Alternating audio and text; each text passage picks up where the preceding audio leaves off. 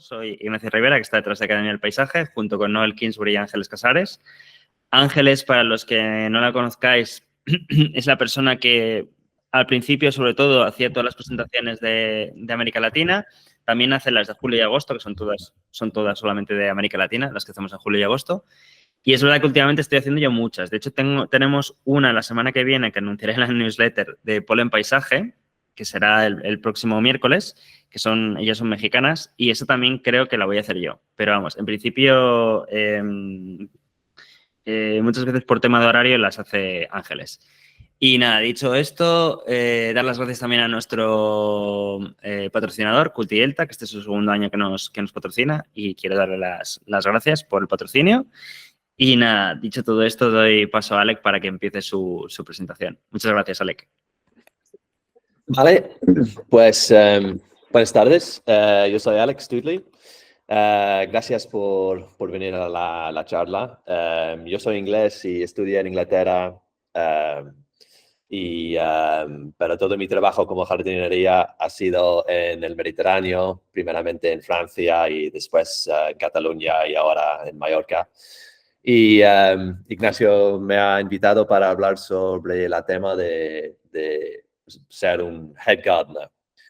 Y me parecería guay porque es la primera vez que alguien me dice que soy un head gardener. Pues así tengo una promoción. Pero me parece un tema muy interesante porque head gardener viene del inglés. Y culturalmente es una idea para mí muy inglés de la jardinería de Inglaterra. Y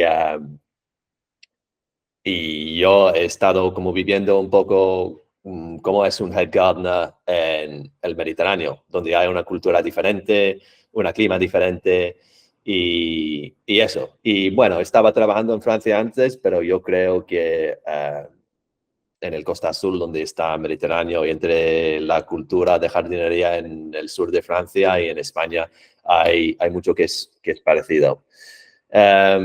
Bueno, voy a empezar con la presentación. Primero, quería enseñaros dónde he estudiado en Inglaterra, que se llama Capel Manor y está en Londres. Y fue un sitio bastante bien para estudiar en las afueras de Londres. Y en la escuela había muchos jardines muy pequeños que estaban diseñando por estudiantes que han estudiado ahí antiguamente. Pues ahí os veis un jardín estilo japonés de un inglés que se ha ido a Japón para aprender cómo podar árboles de estilo japonés, y un otro jardín estilo muy inglés de cottage garden, muy salvaje. Y también hay una foto del Polytunnel donde se hacía pruebas, exámenes de aprender plantas. Tenías que aprender como 10 o 20 plantas por semana.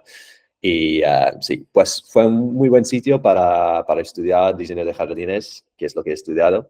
Y todos mis profesores tenían conocimiento sobre plantas, ¿sabes? Pues fue un muy buen sitio para obsesionarte con plantas. Y yo empecé así y muchos jardineros de Inglaterra empiezan así, haciendo un curso pequeño sobre diseño de jardines o paisajismo, y después se ponen en la jardinería o eso, pero empiezan con cosa de aprender mirando el jardín desde el punto de vista de un diseñador. Y yo creo que eso es muy importante. Y después de esto, estaba buscando trabajo y James Basson y su estudio Escape Design han puesto en Instagram que estaban buscando un jardinero en Francia. Y yo he ido a ver una de sus charlas y le he preguntado si podría ir y trabajar ahí. Pero le he dicho que no sé nada y él me ha dicho no pasa nada, vamos a enseñarte la jardinería. Pues me mudé a Francia para cuidar este jardín que os veis aquí. Fue un jardín de 9 hectáreas con una zona de plantas mediterráneas seco que no se regaba el verano. Y ahí he tenido mi primera experiencia con jardineros franceses, que fue un choque cultural, porque en Inglaterra hay mucha cultura de jardinería que es pensando mucho en el estético, trabajando con tijeras, haciendo un trabajo bastante artesanal. Y llegaba en Francia y todo fue trabajando con máquinas. se tenía que trabajar muy rápido. Y pensar en el estético fue como, no se tenía que hacer esto, ¿sabes? Fue lo más importante, fue de hacer todo el trabajo rápido y de manera muy bien ordenada.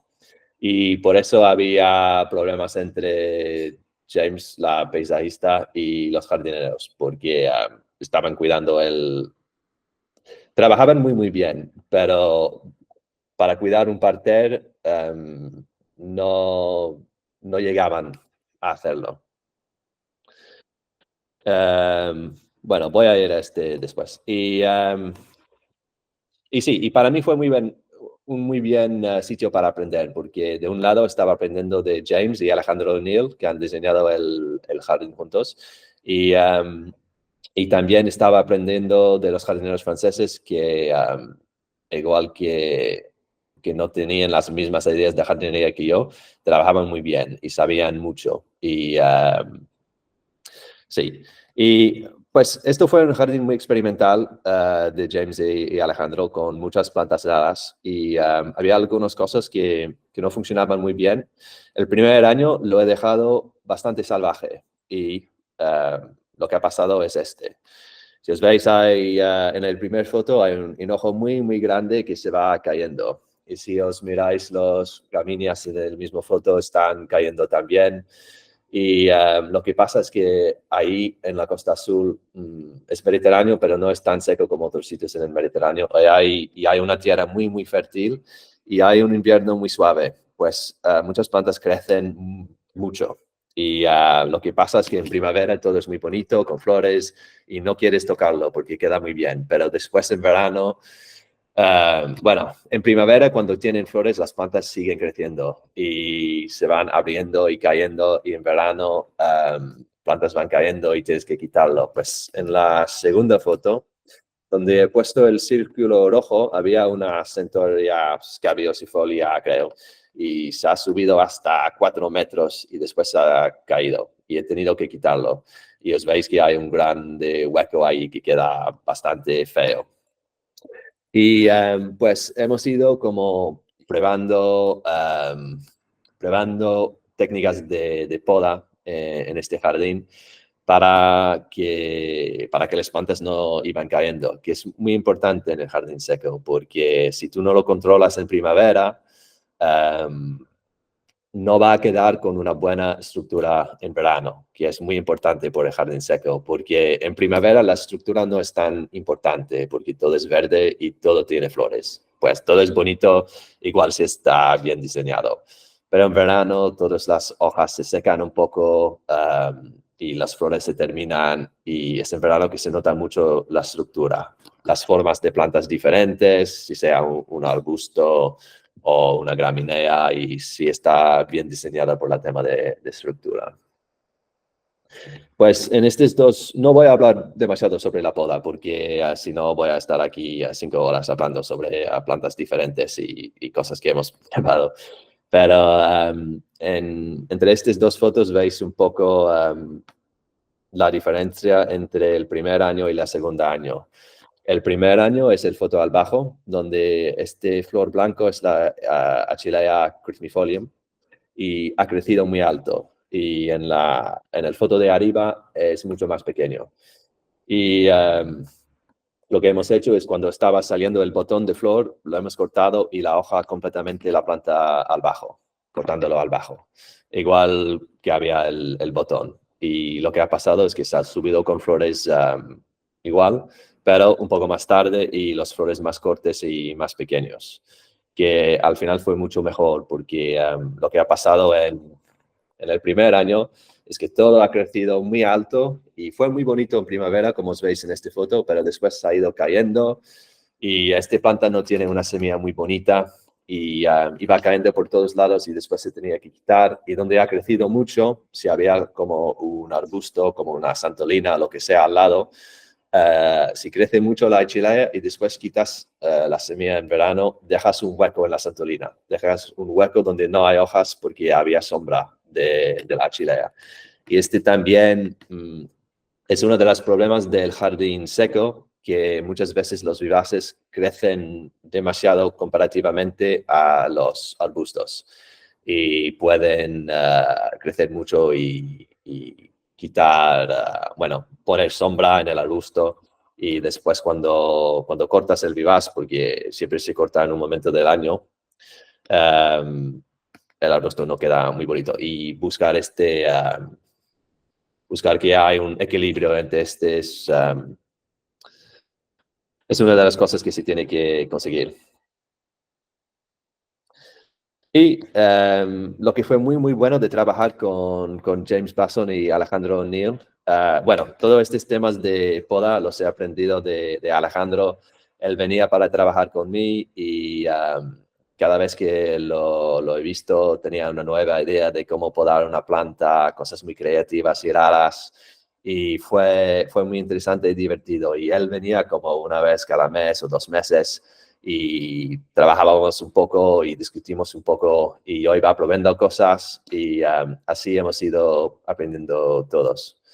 Y así fue muy bien, porque yo llegaba sin nada de experiencia, pero como James tenía a Alejandro, que sabe mucho de jardinería, he podido aprender con él. Y no fue necesario que Alejandro venía como cada día, pero de vez en cuando. Y eso creo que es muy interesante porque supongo que la mayoría de la gente escuchando este charla son paisajistas. Y yo creo que es muy interesante por paisajistas de seguir el ejemplo de James Basson y de Tom Stuart Smith, de cómo tener un red alrededor de ti que tus jardineros que trabajan en tus jardines pueden utilizar para conseguir hacer tus jardines bien. Porque este tipo de jardín, así con muchas plantas, seco, muy salvaje, tiene que estar un jardinero que entiende y que puede interpretar esto, porque hay muchas decisiones que tomar todo el tiempo y no es sencillo. Y estas fotos os enseña el vivero de Peter Cohn, que es un sueco, y él ha venido a visitar a James y a Filippi, y James me ha invitado a venir con ellos para ver el vivero de Filippi y conocer a Peter Cohn. Y me ha dicho, mira, tú puedes venir y tú no dices nada, solo tienes que escuchar a Peter y Olivier hablando. Que me parece que estaba diciendo que yo hablo demasiado o algo para comentarme esto. Pero bueno, y he conocido Peter ahí y me ha invitado a ver su vivero en Suecia, que fue muy interesante. Él tiene un sistema de producir plantas en arena que funciona muy bien. Y he ido como 2 días y en estos 2 días he aprendido lo básico de su técnica, pero él tiene una técnica que es muy sencillo. Y con y gracias a esto he podido hacer como varios cientos de plantas por un nuevo proyecto que James quería hacer en el jardín. Y los clientes querían hacer el proyecto, pero tampoco no querían gastar mucho dinero y pues así estaban muy contentos de poder producir muchas plantas en casa. Pues ahí os veis los esquejes en bandejas de arena y después esta foto al bajo es una cama de arena, pues es como una cuadrada de madera con un textilo al bajo, un geotextilo, una lona y después como 25 centímetros de arena y pones tu semilla o tu esqueje cuando tiene raíz ahí al dentro y las plantas crecen bastante bien. También he tirado un poco de abono. Pero esto creo que ese es un ejemplo interesante por paisajistas porque James me ha introducido a Peter Cohn. He ido a trabajar un par de días en su vivero y gracias a esto hemos podido hacer esta nueva etapa del proyecto. Y sí, pues utilizando el red de James para aprender a sus jardineros. Y pues ahí el foto de arriba, esta zona al frente está plantado con mis plantas que he hecho yo de esqueje. Y James me ha dicho, bueno, tú coges los esquejes que quieres. pues yo he ido cogiendo las esquejes de plantas del jardín, los que me parecerían los mejores, que han funcionado bien. Y esto fue muy bien porque estaba siguiendo el diseño de James, cogiendo esquejes de plantas que él ha seleccionado, pero cogiendo los que para mí estaban los mejores. Y yo creo que funciona muy bien en relación entre el jardinero y la paisajista cuando es así, que la paisajista es como el compositor y el jardinero el músico, que yo tengo que seguir lo que ha diseñado James, pero yo voy a interpretarlo de mi manera. Y es lo suyo, porque James diseña cosas muy complejos y hay un montón de decisiones de tomar como jardinero todo el tiempo, pues. Y también a mí me da placer de interpretarlo de mi manera y así el trabajo es divertido, que es mejor porque estás más motivado. Y también aquí en el foto al bajo se ve lo que fue una otra zona que fue todo hecho de semilla. Hemos sembrado directamente y esto fue diseñado por Alejandro y yo, utilizando nuestra conocencia de plantas como jardineros y al mismo tiempo una otra paisajista que trabaja con James, que se llama Helena, estaba también diseñando un cosa así, de una plantación de plantas hecho todo de semilla.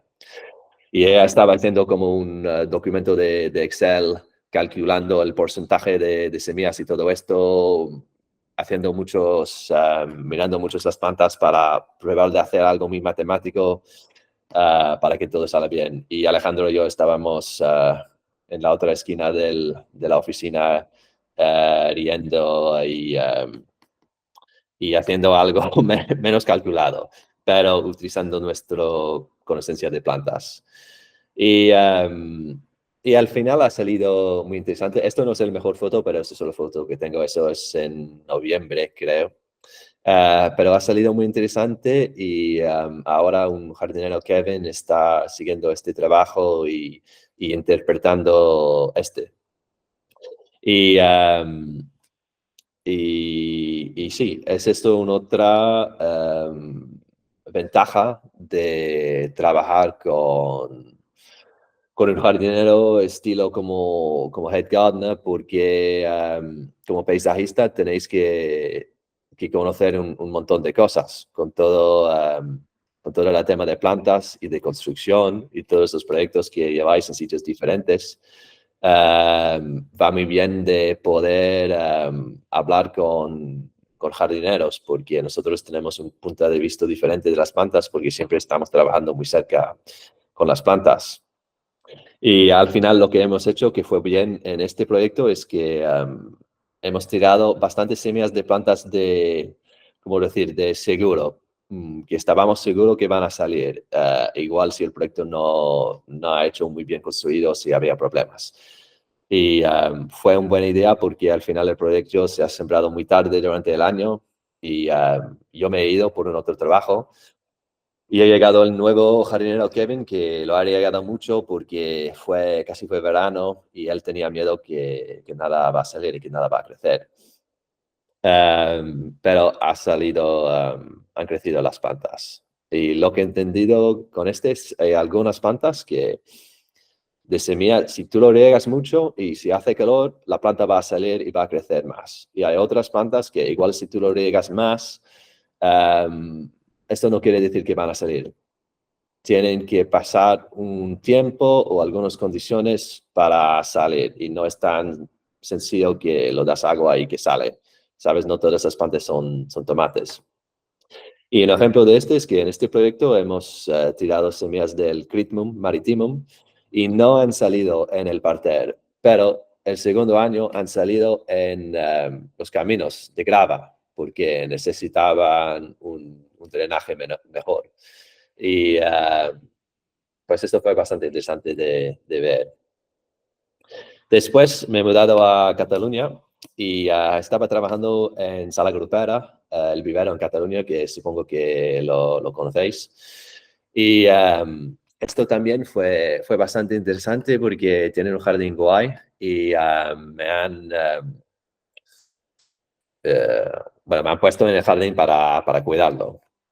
Y yo estaba ahí como 6 meses mirando todas las plantas que tienen, buscando el límite de riego de varias cosas. Y fue divertido porque en Sala Grapera hay el Albert padre y Luis padre, que son los dos hermanos mayores, que ellos estaban los jefes de la empresa antes y ahora están, bueno, deberían ser jubilados, pero siguen trabajando porque les gusta mucho trabajar. Y el Albert me venía como en verano y me decía, mira, esta planta tienes que regarlo más, tienes que regarlo más. Y igual sí lo he regado esta mañana y estaba un poco triste por, sabes, a veces por el mediodía del verano una planta se pone un poco triste y después por la tarde, cuando hace menos calor, se pone bien otra vez. Me decía que tenía que regarlo. Y Luis me venía y me decía, mira, no tienes que regar las plantas porque les gusta el drenaje y van a morir. Pues fue divertido e interesante de ver estos dos puntos de vista del jardín. Y después de algunos meses ahí hemos hablado de reformar algunas zonas del jardín. Y lo que os veis en esta foto es el parte que yo he diseñado. Y la idea fue de hacer una zona que no se riegue el verano.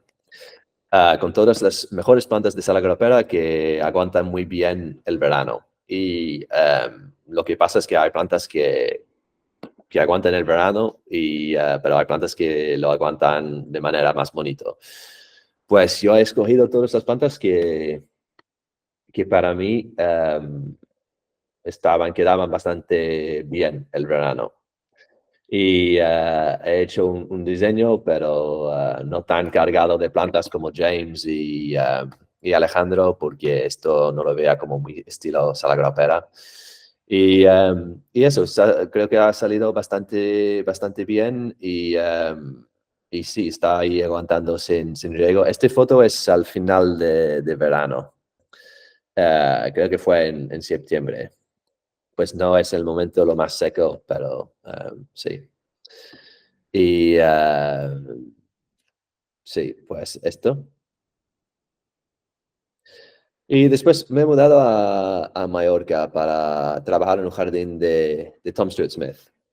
También un jardín estilo mediterráneo con plantas autóctonas y también un jardín seco que no se riegue el verano. Y sí, es muy importante, como estaba diciendo, tener un jardinero que puede interpretar un diseño así, porque eso es muy cargado de plantas. Pues en varios momentos yo tengo que tomar decisiones si voy a quitar algunas plantas o dejar plantas. O si tengo dos plantas uno al lado del otro que crecen mucho y se queda caótico, yo tengo que tomar la decisión que dejar y esto. Por ejemplo, en el foto al bajo hay mucho ligeum y se ha crecido mucho y no quedaba muy bien. Y el cliente me comentaba que había demasiados. Pues yo iba quitándolos y esto es una forma de diseño porque de quitarlos y cambiar lo que han hecho las paisajistas, pero con la idea de quedar con su diseño original y esto. Y también hay otras cosas como, si os veis en la segunda foto, hay el Echium que está terminando de florecer. Y eso es el Echium vulgare que han plantado y esto es una planta que sale mucho de semilla, que es lo que queremos, pero tampoco no quiero que sale demasiado, pues me voy quitando las semillas justo cuando está terminando de florecer. Así no hace más semillas. Pero si voy a hacer esto, tengo que tener en cuenta que no puedo dejar sitios en el jardín con demasiado equium, porque voy a quitar el semilla en verano y este va a quedar como un hueco. Pues cuando me voy quitando la hierba y dejando semillas de plantas, cuando veo semillas de equium, tengo que tener en cuenta que esto solo va a estar en primavera y dejarlo pensando en este. Porque estos jardines mediterráneos son muy sostenibles, pero tienes que mm, tienes que dejar las plantas renovarse de semilla, porque siempre van muriendo algunas plantas porque no viven por siempre o el drenaje nunca es perfecto, pues cada año van muriendo algunos. Y si tú quieres siempre replantar, es muy caro, pero lo que pasa es que la mayoría de esas plantas salen muchas semillas pequeñas. Y cuidar esto es muy interesante porque tienes que no puedes dejarlos todos, porque seguro que habrá uno que es muy dominante. Por ejemplo, en este jardín hay mucho Doricnium hirsutum, que se está saliendo de semilla por todos lados. Si dejo esto, va a terminar el jardín solo de esta planta. Pues lo que tienes que hacer es dejar algunos para que se renueva sin dejar que una planta domina, y también quieres que quede con este estilo de diseño que han hecho, que es un jardín mezclado, pero también con grupos de plantas. Pues es bastante interesante. Pero, por ejemplo, el Dianthus cartusianorum, que os veis ahí, esto lo dejo sin sacar nada, porque son muy pequeños y hace como un prado pequeñito que va por todos lados entre todas las plantas. Y esto es el jardín en verano. Si es un jardín seco, sí tiene que enseñar cómo es en verano, porque para mí es lo más interesante. Y esto fue el segundo verano que no lo he regado de nada el segundo verano. Y han aguantado las plantas. Y sí, está muy bien diseñado por Tom Stuart Smith, porque lleva muchos colores de hojas diferentes y plantas de estructura diferente con semillas bonitas. Y así se ha quedado bastante bien el verano. También hay una zona al centro del jardín de grava que es un césped salvaje con plantas que hacen flores. Y voy a contar un poco la historia de este césped salvaje, porque creo que en este pequeño parte del proyecto salen todas estas cosas que enseñan la importancia de tener una buena relación entre el jardinero y la paisajista. Pues yo cuando llegué había un otro jardinero mallorquín que estaba cuidando todo el jardín, pero no estaba funcionando muy bien, por eso han contratado a mí. Y normalmente fue su trabajo de preparar y plantar el césped, pero lo ha dejado como el foto de arriba, no muy plano y llena de piedras muy grande. Pues yo lo he visto y pensaba, bueno, un césped no va a ser muy bien si está llena de piedras muy grandes, porque no vamos a poder pasar con la corta césped y no va a ser muy agradable de pisarlo tampoco. Pues lo he arreglado. Y esto, ¿sabes? Es un detalle muy pequeño, pero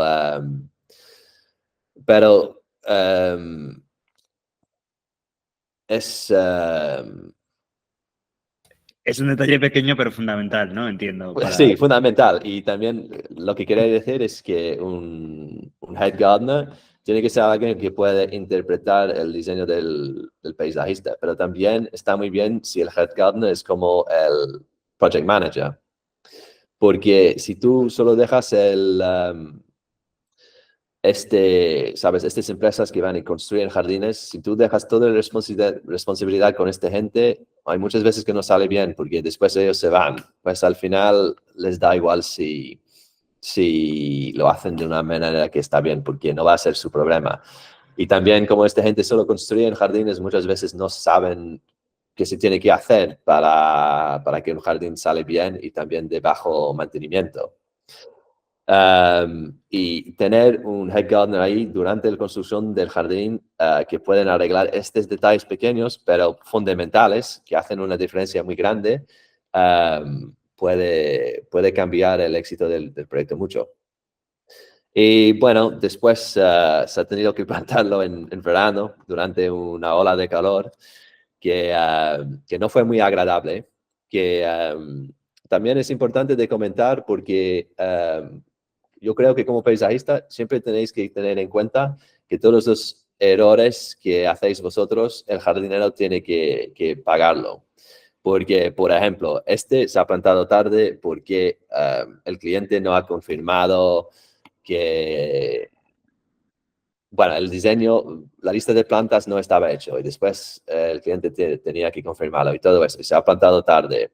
Y estas negociaciones y errores que pasan entre el cliente, la paisajista y todo esto, eh, al final está todo pagado por el jardinero, porque yo no puedo negociar con la naturaleza. Yo no puedo decir, mira, Tom Stuart Smith están detrás con su trabajo y yo tengo que plantarlo tarde. Por favor, hace que sea un verano un poco más suave. ¿Sabes? Esto no puedo hacerlo. Y está bien de tener esto en cuenta porque es como un desequilibrio entre relación entre jardineros y paisajistas que es normal que paisajistas hacen errores o que cosas pasan más tarde que normal. Pero está bien si lo apreciáis un poco y de tenerlo en cuenta porque es muy fácil. Yo te digo, a mí yo tengo muy buena relación con todos estos paisajistas con quien trabajo, pero cuando estaba plantando y hacía 40 grados, yo pensaba que qué tontería de hacer esto durante la ola de calor en verano, ¿sabes? Porque se ha quedado así el trabajo. Pero bueno, fue interesante.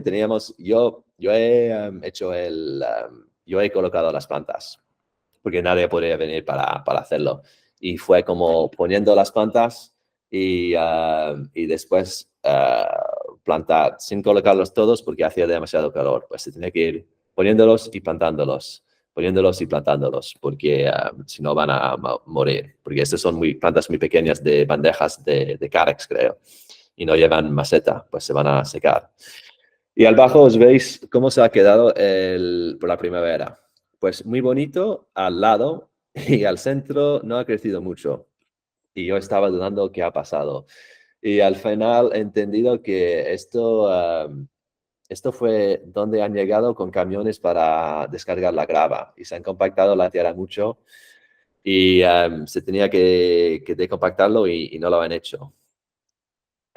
Bueno, pues he hablado con Carlos de Fernando Martos, porque Fernando Martos y Carlos han ayudado a Tom Stuart Smith a diseñar y construir este jardín. Y me ha dicho que hay una herramienta, este taladro, que está bien para decompactar. Y lo he decompactado y os veis en la foto que ha crecido bien. Y esto fue genial porque como podría hablar con Carlos, he podido resolucionarlo porque yo no conozco esta herramienta.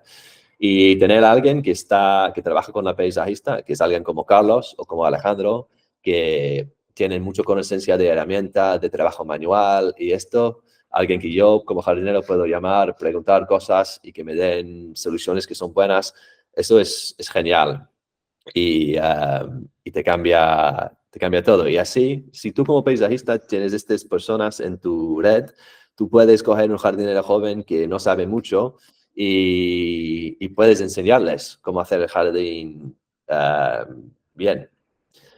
Que está bien porque la cultura de jardinería aquí a veces a mí me parece un poco muy tradicional y obstinado. Y si tú quieres hacer un jardín de estilo así, más salvaje, un poco diferente, hay mucha gente que no van a adaptarse a esto. Y en el foto al bajo, este césped se riega como una vez cada 10 días en verano, algo así. Y al bajo os veis que he cortado un parte y he dejado un parte subir con flores. Esto es la Chilea millefolium. Y esto fue un tema de interpretar el diseño, porque han plantado todo esto, pero sin una idea muy fija de cómo quedará. ¿Sabes? Han puesto plantas en combinación interesante con la idea que se cortaré algunas veces por año, pero eso es experimental y es al jardinero de interpretarlo. Yo he tenido que pelearme con el hombre que cuida la casa, que él me ha dicho, mira, este es un césped y se tiene que cortarlo cada 2 semanas. Que para mí fue una lástima porque un césped mm, son estas variedades de gramíneas que quedan como bonito, muy limpio, muy, bueno, bien, si lo cortas mucho, muy corto. Pero estas plantas que tienen flores y formas diferentes, hojas diferentes, queda mejor si lo dejas crecer un poco más. Y yo he dejado el lado crecer para tener más flores. Y sí. También hemos hecho un huerto. Yo no sé nada de huerto, pero he podido hacerlo porque Tom Stewart Smith conocen un agricultor muy bueno en Ibiza que se llama Francesco. Y yo he ido a trabajar un par de días con él y he aprendido cómo, bueno, me voy cada 2 o 3 meses para trabajar con él para aprender un poco sobre agricultura regenerativa y todo esto. Y así he podido hacer el huerto. Ese es el primer huerto que he hecho y... bueno, por el momento está saliendo bien. Esto es un abono verde que hemos sembrado. Pero con pocos días, trabajando con otra persona que tiene coherencia, he aprendido cosas que han tenido mucho valor por el jardín donde estoy trabajando. Y, y eso es una manera muy buena de aprender a jardineros. De tú como paisajista, tener alguien que sabe sobre huerto, agricultura, alguien que sabe sobre el tipo de jardín que quieres hacer o cualquier cosa. Y utilizar esta gente para aprender a tus jardineros. Fue así con James, que me ha invitado a conocer a Peter Cohn y que tenía a Alejandro trabajando con él y es así también con Tom Stewart Smith, que conocen a Francesco, este agricultor, y que también me han puesto en contacto con Carlos de Fernando Martos y sí, y sabes, hay mucha cultura en los paisajistas de mirar charlas como esto o de ir a conferencias y esto, pero hay poca cultura entre los jardineros de ver charlas o de ir a ver cómo trabajan otra gente. Y muchas veces los clientes no quieren que los jardineros utilizan sus días de trabajo para ir y aprender de otra persona. Y eso es una lástima muy grande porque en poco tiempo se puede aprender mucho de otra gente. Y, y también como jardinero para aprender de otra persona tiene que ser alguien que ha hecho esta cosa, ¿sabes? Que conoce los detalles, las herramientas, cómo hacerlo. Porque sí, porque hay muchos detalles del trabajo manual que igual alguien que conoce la teoría puede explicarte la teoría, pero si realmente quieres aprender es mejor de ir y trabajar con esta persona. Aquí es una otra zona del jardín donde estoy trabajando que el primer día que llegué para hacer mi entrevista estaba colocando plantas aquí con Carlos. Y esta zona es detrás de la casa en un bosque de encinas. Y también fue muy experimental porque estábamos plantando plantas en la hierba salvaje.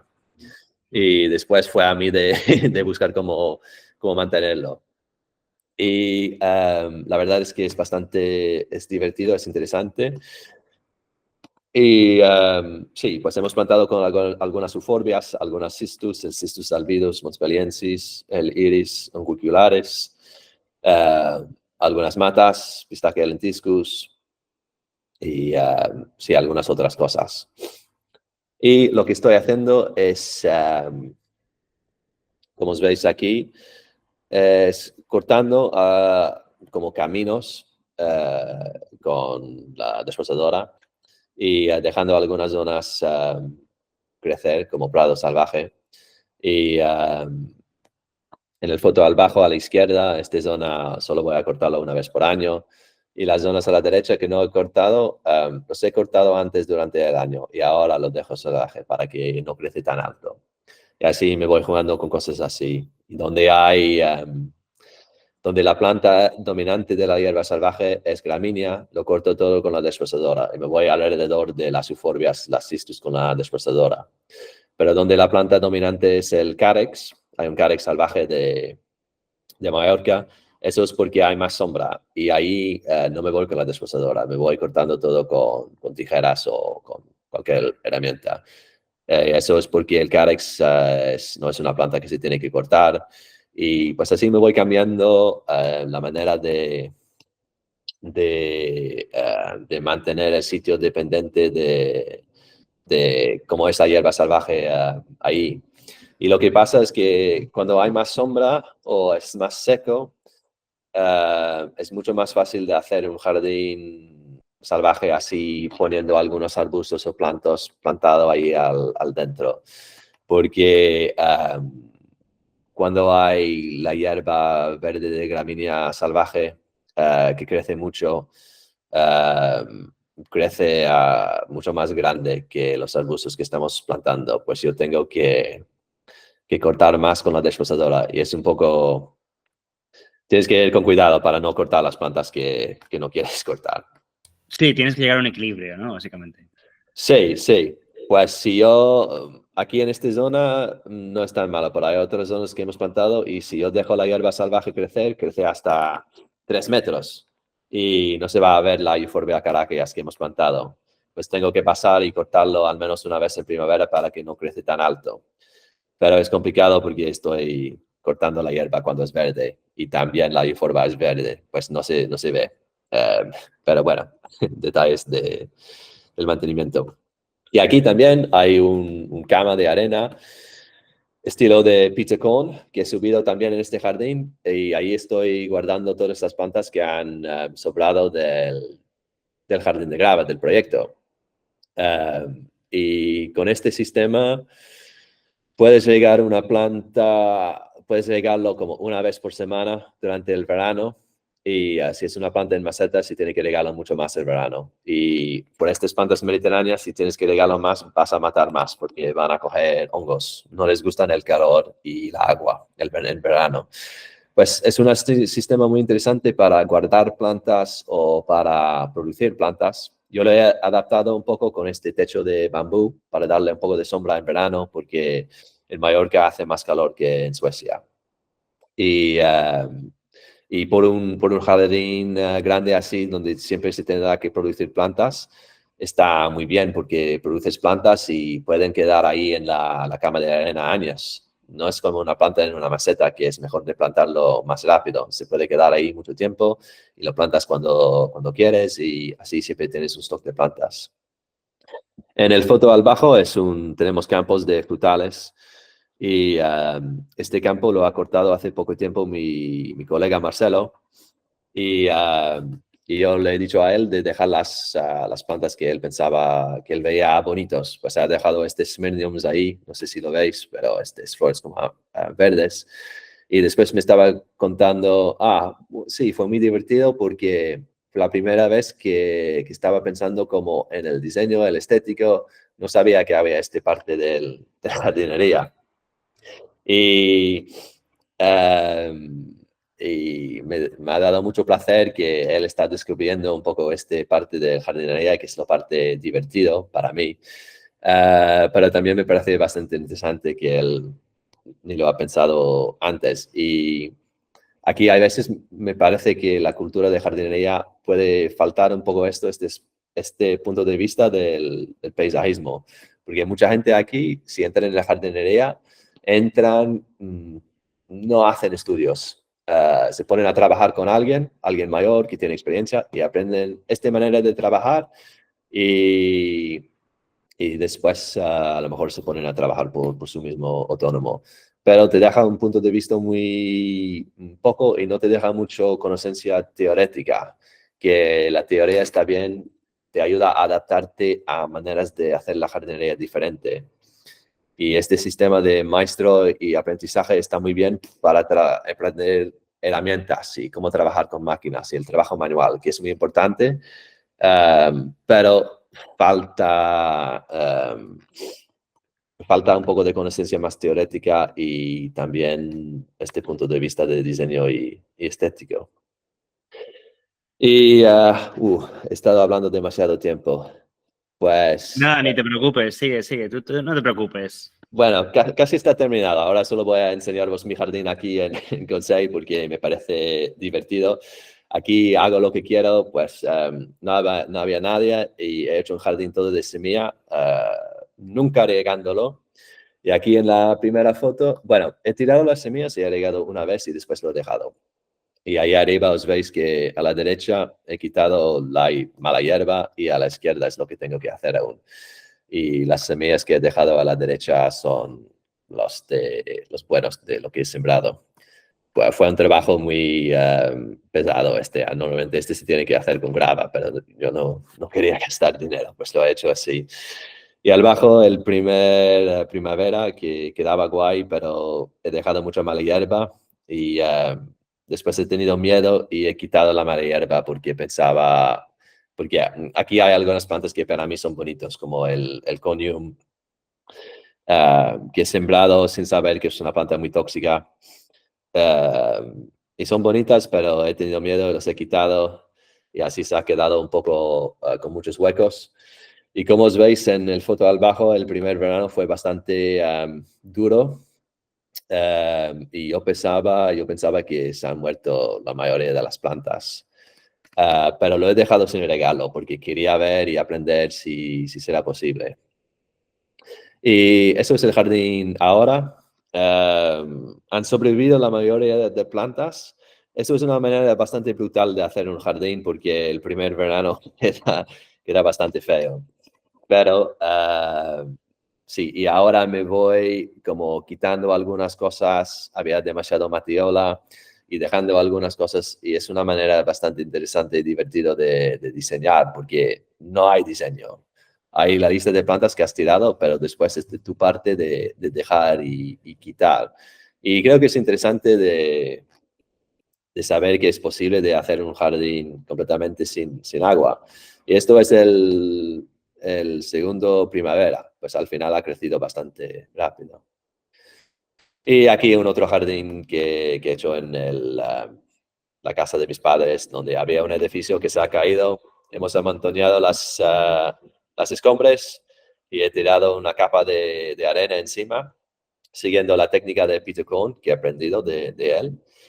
Y he plantado con plantas que he hecho de semilla y de esqueje yo mismo, pero sin diseño porque he llegado con todas estas plantas y los he tirado en cualquier sitio porque es muy duro de colocar plantas cuando no tienes planta en maceta, cuando solo tienes una planta muy pequeña, porque ¿cómo lo visualizáis? ¿Sabes? Y solo fue un caos.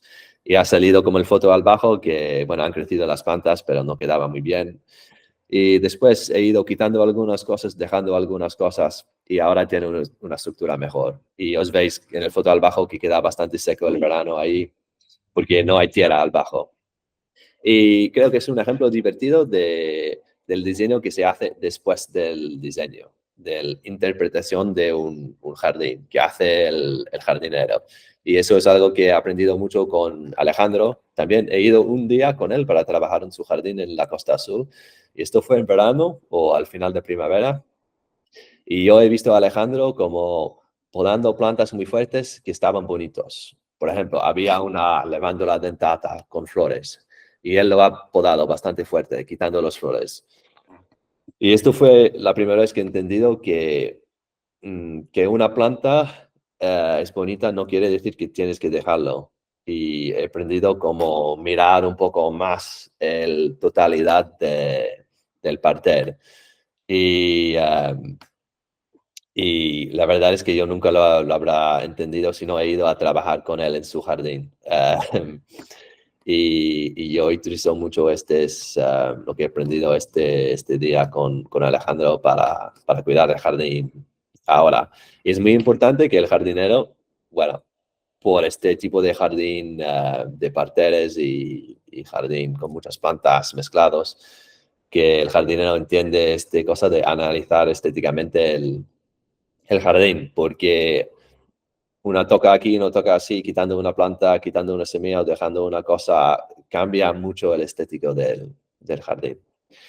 Y está, he terminado. Ok, muchas gracias. Vale. Así que, a ver quién se anima y quién quiere ir haciendo preguntas. De todas maneras, creo que voy a aprovechar y voy a preguntarte un par de cosas que me han surgido durante tu presentación. La primera, así más importante, es el tema de... Bueno, me ha parecido súper interesante el tema de las camas de arena de Peter, que yo además sigo su trabajo. Aquí en España creo que es súper desconocido porque, claro, como está en Suecia, la gente piensa que no es aplicable y yo, de hecho, sé tuvo un discípulo que de hecho está en California y sigue el método de rajatabla y le funciona. Entonces, si en California funciona, entiendo que en zonas como Cataluña tendría que funcionar igual de bien. O sea, que el método de Peter, por mucho que sea sueco, funciona en España, aunque la gente no lo crea. Y Peter Korn, si no luego lo escribimos para que le echéis un ojo. Pero básicamente me parece bastante interesante la técnica de Peter, pero hay una cosa que me has dejado con la duda, que es el tema de, has dicho que estas plantas las puedes dejar en la cama de arena durante mucho tiempo. ¿Eso significa que la planta no se desarrolla en la parte aérea, en la parte de encima de la raíz no se desarrolla mucho o lo vas podando? ¿Cómo lidias con ello?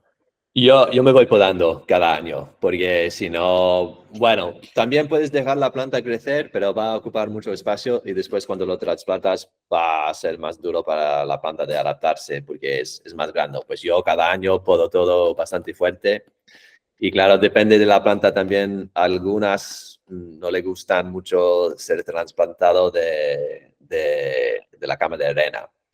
Y a algunas plantas le va bien. Si es una planta vivaz, siempre parece que le va muy bien. Algunas plantas arbustos no funcionan tan bien. Pero sí, funciona muy bien aquí. Tienes que adaptarlo porque Peter, él nunca riega sus plantas en sus camas. Bueno, la primera vez que le planta. Pero y aquí sí tiene que regar el verano y yo he hecho esta cosa de darle sombra, que ayuda mucho. Pero sí, se puede funcionar aquí muy bien, sí, sí. También yo he hecho un poco más profundo que él. Yo lo he hecho a 25 centímetros y él hace sus camas de 20 centímetros.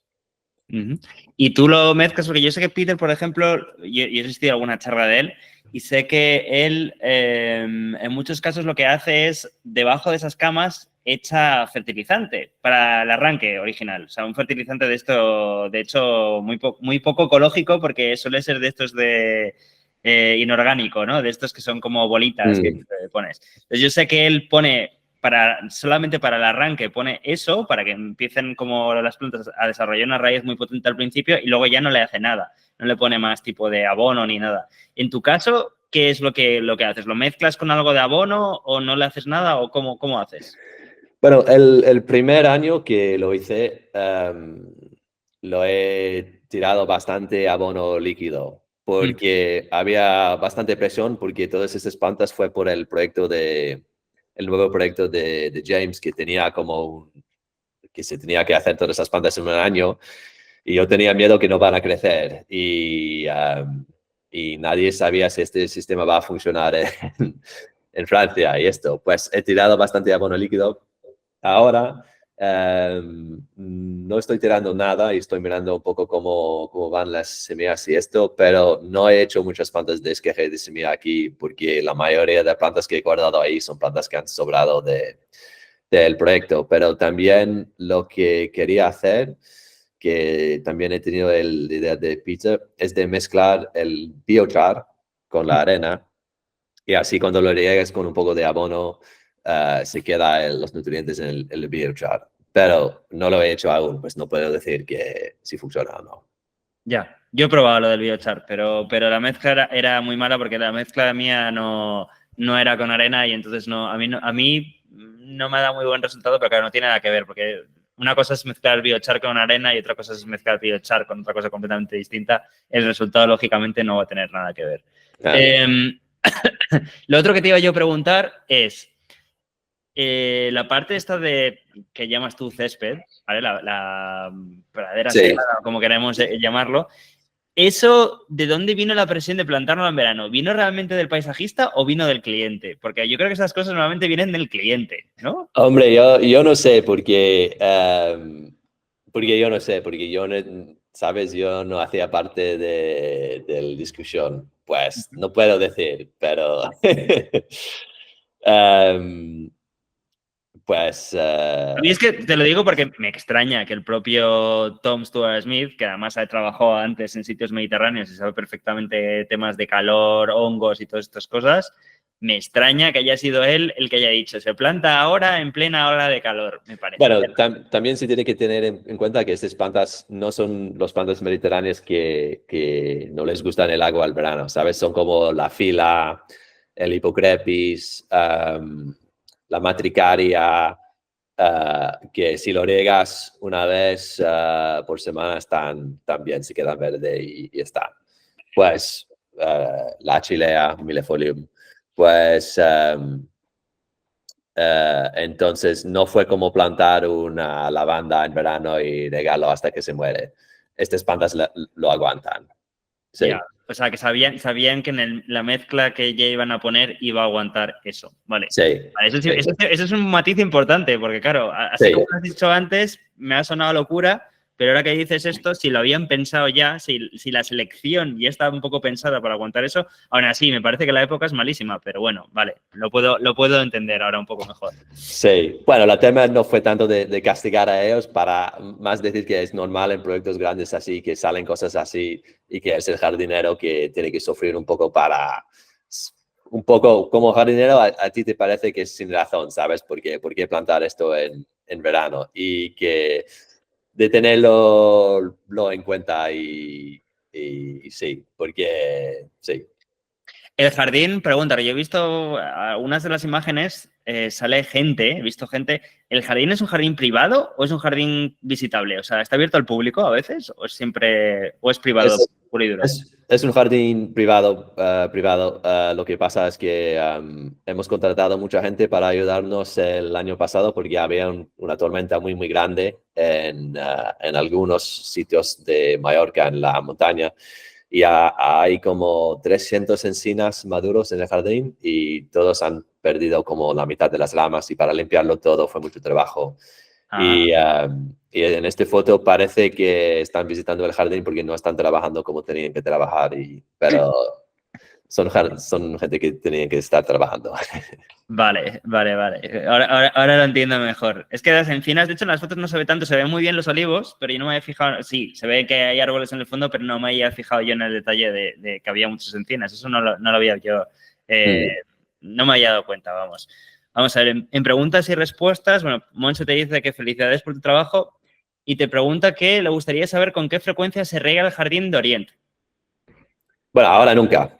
Hay el césped este salvaje que se riega como una vez por cada 10 días en verano, pero el jardín de grava que os he enseñado lo he regado como cada 3, 4 semanas el primer año y el segundo año nada.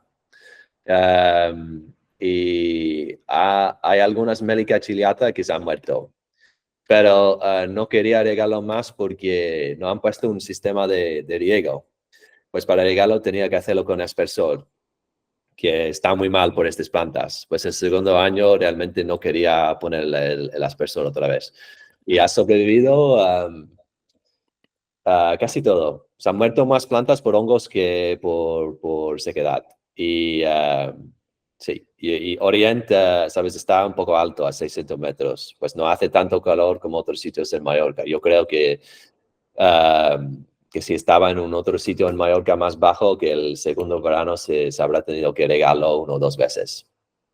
Mira, una cosa que estabas tú diciendo antes en cuanto al conocimiento, ¿no? Del profesional que se supone que lidia con el jardín, hay una cosa que es complicada también, que si no estás muy bien formado, a veces puede llegar a confundir y a que sea como una especie como de efecto bola de nieve, que es que hay gente que ve las plantas marrones y dice que están secas. Y muchas veces las plantas que tú estás viendo que están secas están, como dices tú, se han muerto por hongos. Mm, Pero el aspecto que la gente se lleva es que necesitan más riego. Y eso solamente es un efecto dominó. Lo riegas más y tienes más plantas que parecen que están secas. Y bueno, es un poco. sí, Esto es una cosa que me parece que es bastante problemática en general.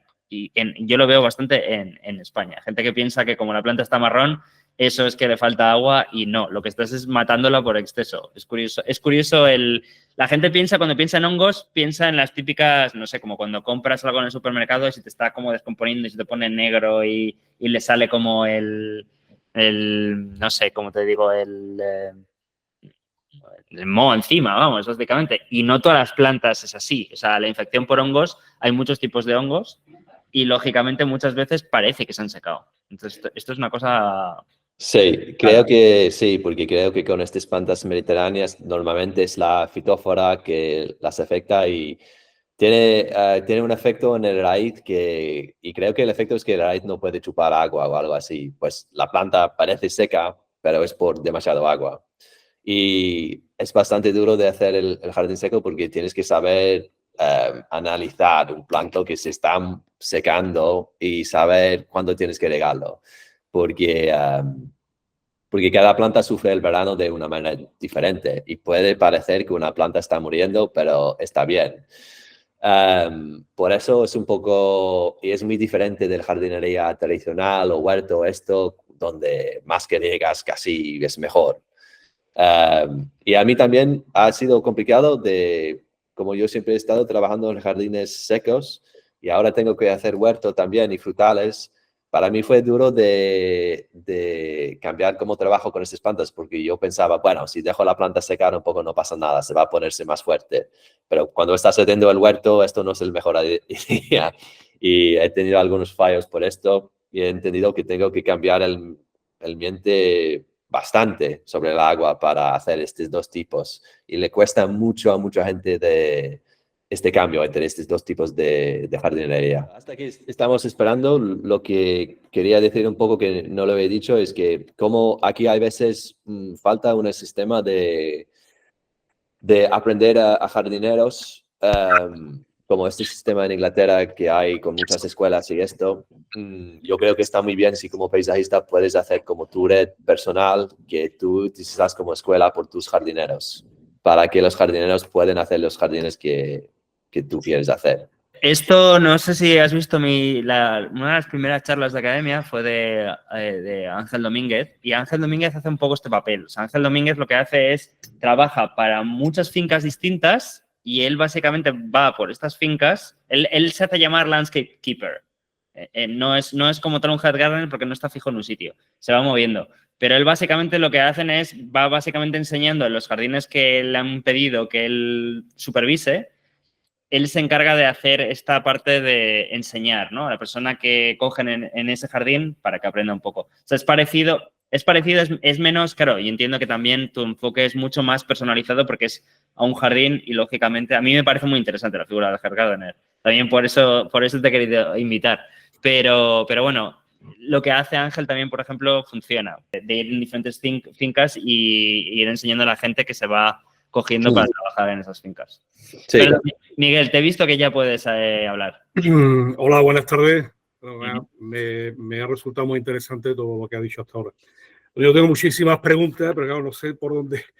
Tu pregunta, a ver. No sé, vamos a ver.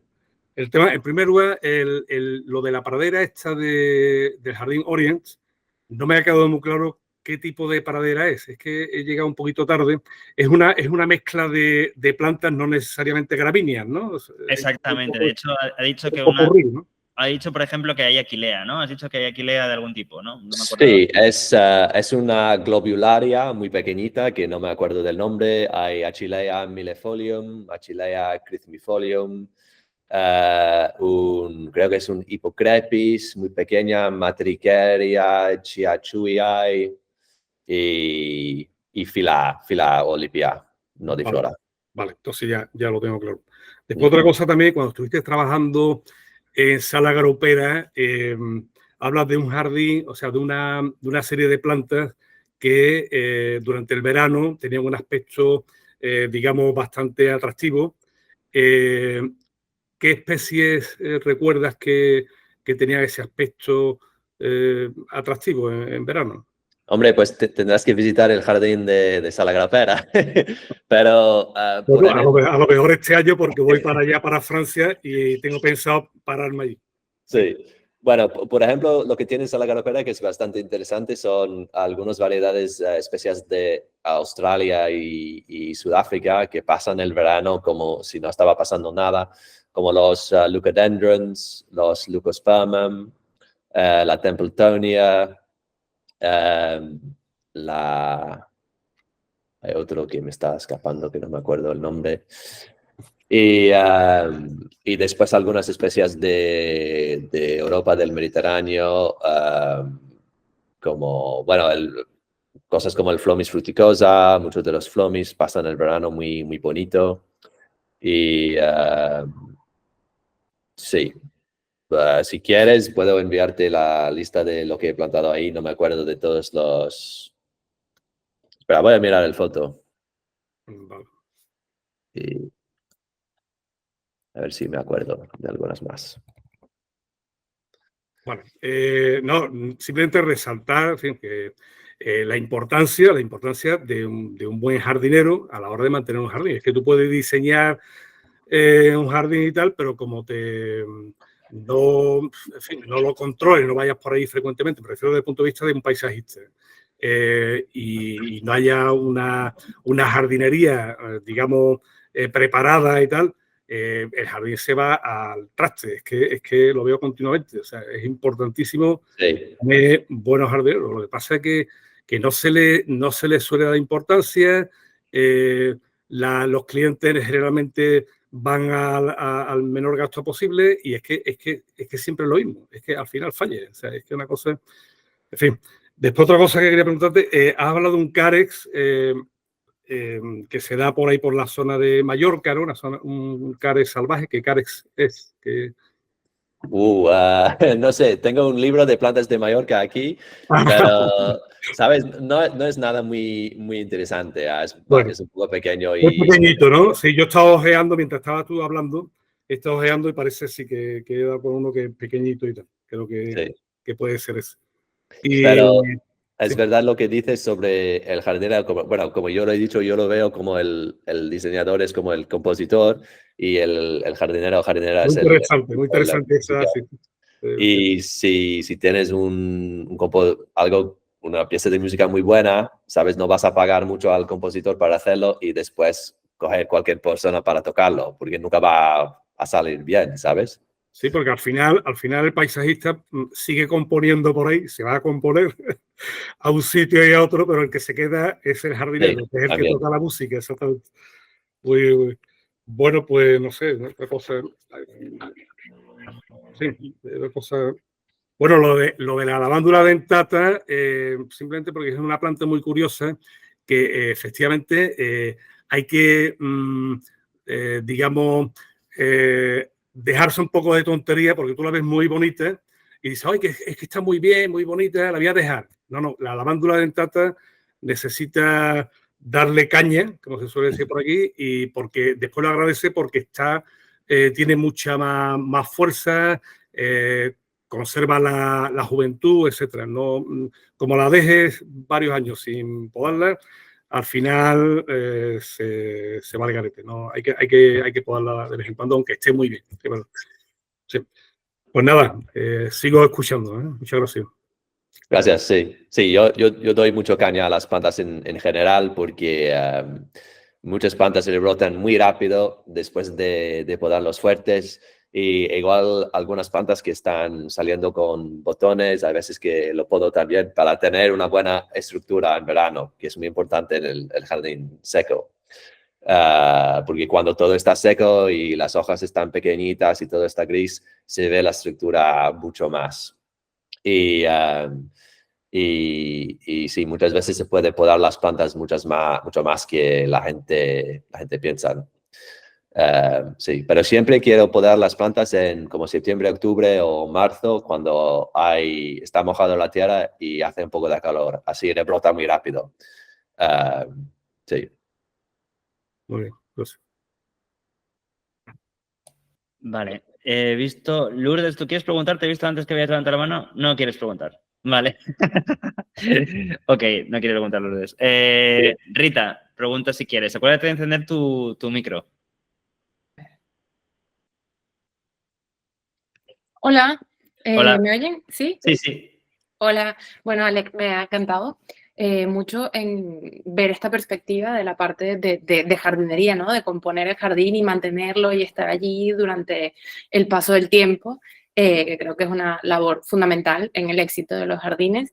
Y tenía un par de preguntas, una tiene que ver con el tema de la cama de arena para germinar, una de ellas la ha hecho Ignacio antes sobre cómo gestionas la poda, pero también hay otras dos preguntas que me surgen, que es las raíces, cómo las trabajas cuando vas a sacar la planta, es decir, cuando tienes que repicar o cuando haces ese, cuando tocas la tierra en ese momento, sufren ellas o las de al lado.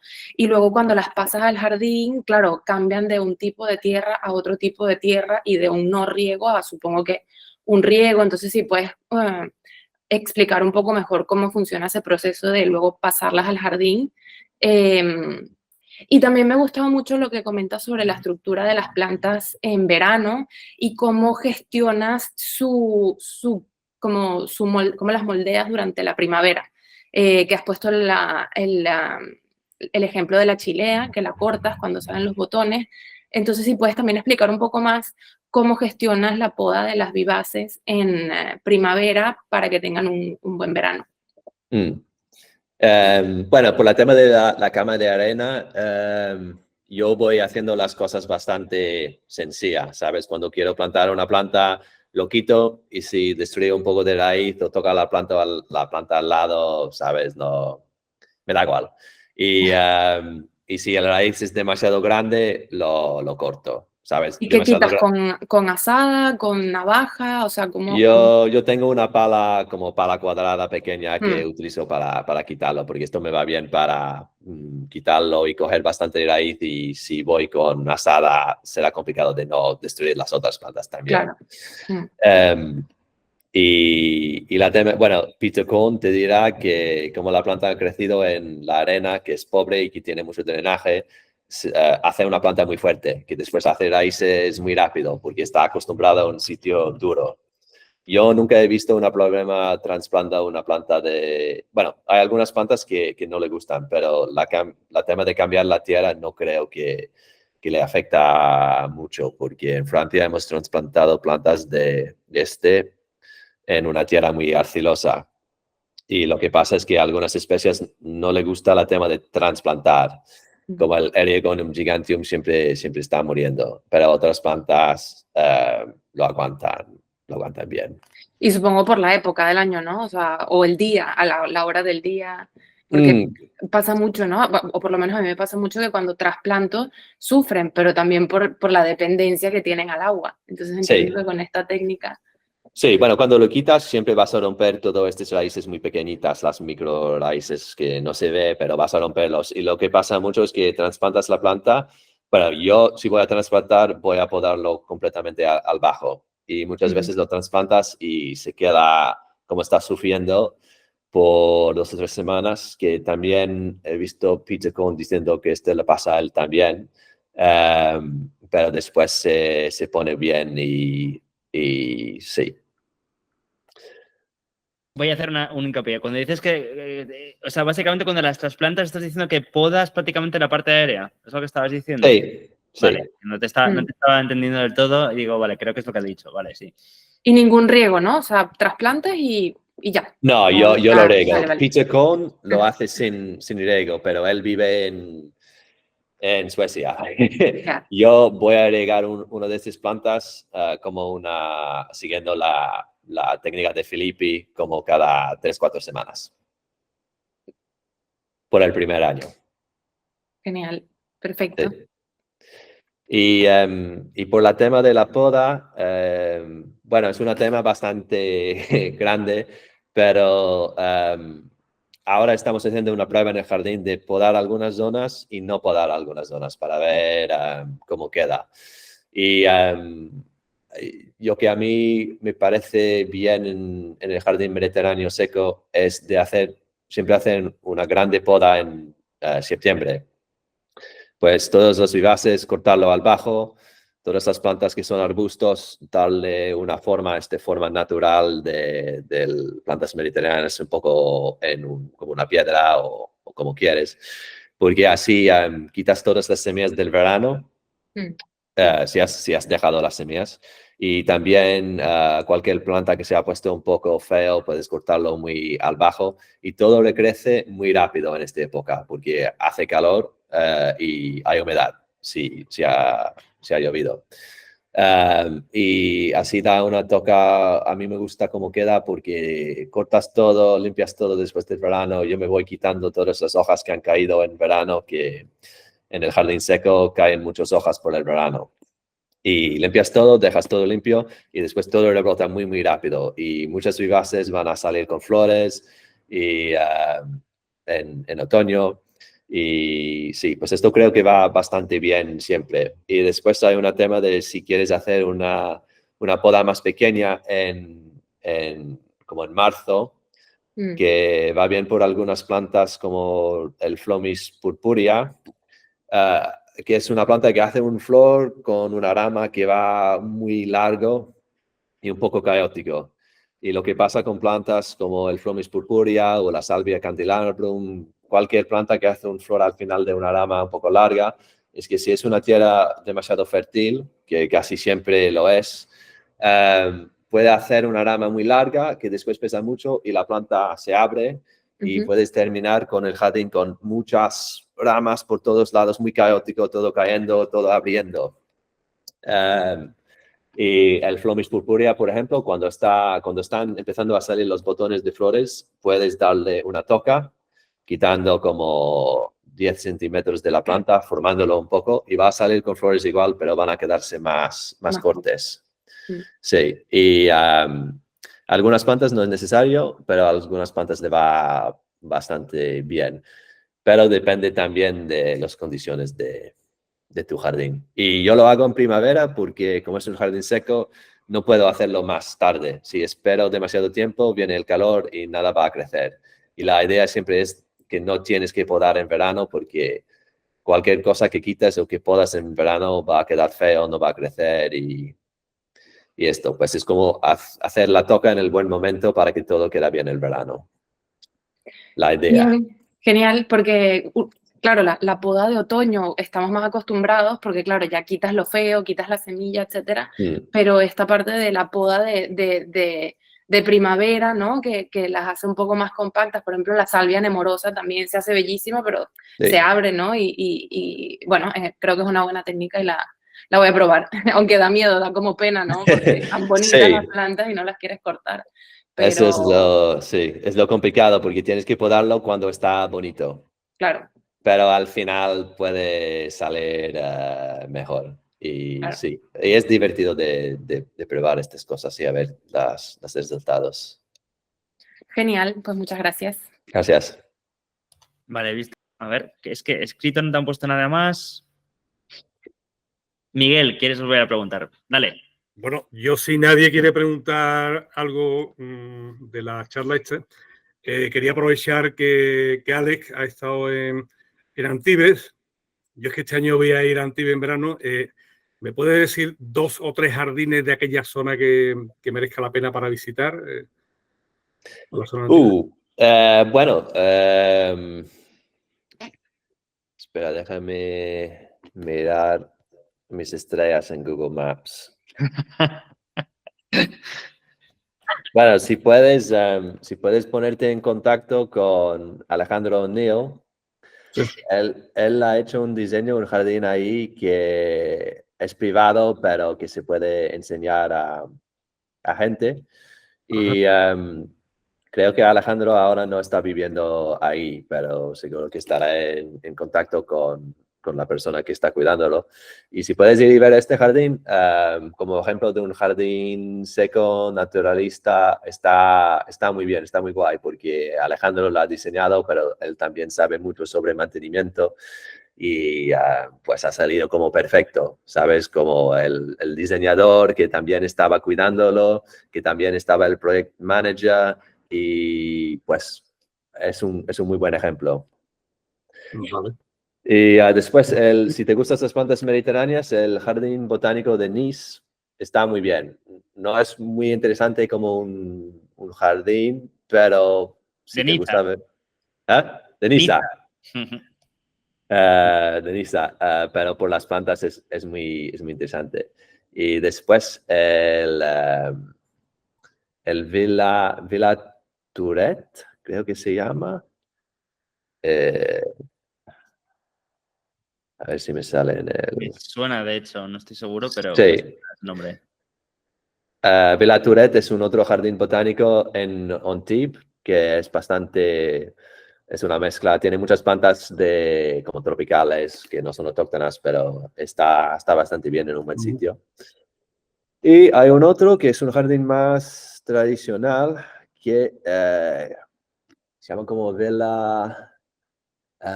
es una familia, nombre de una familia muy ricos de Estados Unidos. Villa Rothschild, Villa Efrusi de Rothschild. Es un jardín muy conocido de ahí. Tienen una zona con, ¿sabes? Con un jardín de cactus bastante divertido. Y también hay 2 jardines de cactus. El jardín botánico Jardín de cactus de Mónaco o algo así, que está muy cerca. Y el jardín de Ez, que es E-Z-E, pero no conozco la alfabeta en castellano. Y son 2 jardines diseñados por el mismo... ¿Cómo es? ¿Qué letras son? Otra vez, dime. Es. Mira, voy a ponerlo como... Puedes ponerlo tanto en el chat como en preguntas y respuestas. espera, Si quieres, lo he puesto mal. lo has puesto. A ver. Es un pueblo muy, muy, muy pequeñito y tiene arriba de todo un jardín de cactus que es bastante bien como ejemplo de jardín de cactus. Y el jardín de Mónaco es muy parecido porque es diseñado por el mismo hombre, que no me acuerdo cómo se llama, es un poco más grande, pero el Enes está bien porque es al centro de un pueblo arriba de todo, que es divertido.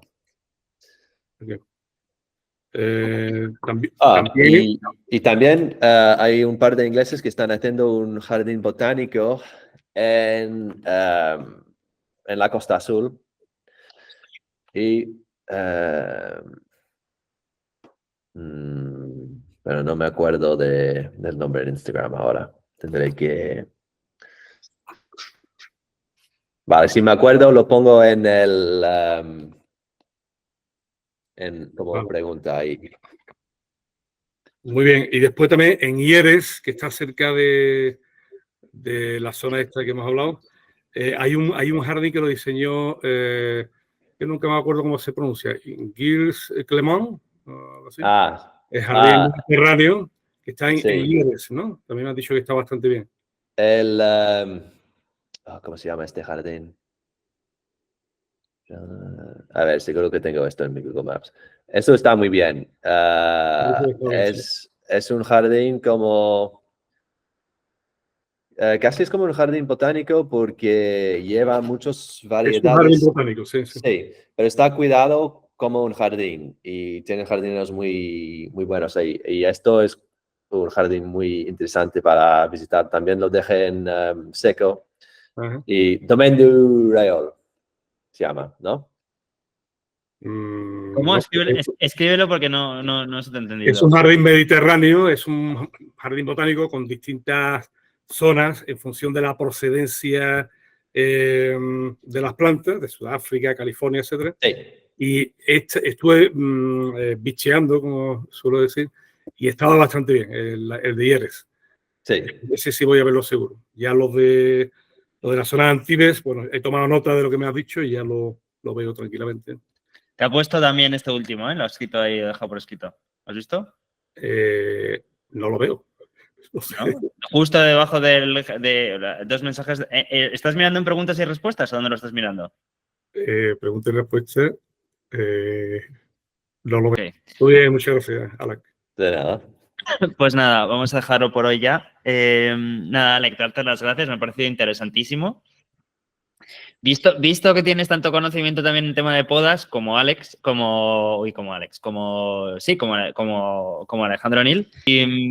Y nada, eso, agradecerte que hayas participado y que hayas explicado el trabajo que se desarrolla como Head Gardener, que me parece una profesión súper interesante, muy falta en España, por lo menos.